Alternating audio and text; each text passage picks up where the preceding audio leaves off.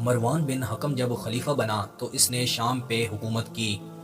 شام کو کنٹرول کرنے کے بعد اس نے مصر کی طرف فوج بھیجی اور وہاں پہ عمر بن سعید کو امیر بنایا اور بعد میں عمر بن سعید کو ہی مصر کا گورنر بنایا۔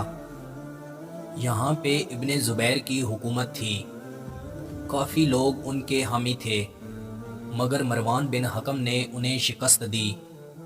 اس طرح شام اور مصر مروان بن حکم کے کنٹرول میں آ گیا۔ مروان بن حکم کا اگلا ٹارگٹ کوفہ اور بصرہ تھا۔ اس نے وہاں عبید اللہ بن زیاد کو بھیجا۔ جیسے ہی عبید اللہ بن زیاد وہاں پہنچا اس کی وفات ہوئی۔ بہرحال مروان بن حکم نے کوفہ، بصرہ، مصر اور شام ان علاقوں پہ حکومت کی۔ اب ہم جانتے ہیں کہ مروان بن حکم کی موت کیسے ہوئی تھی۔ مروان بن حکم نے یزید کی بیوی سے شادی کی تھی۔ یزید کا ایک بیٹا خالد تھا، اسی وجہ سے اس کی کنیت ام خالد پڑی۔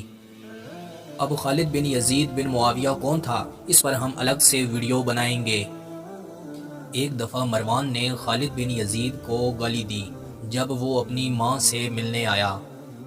خالد بن یزید نے اپنی ماں سے شکایت کی۔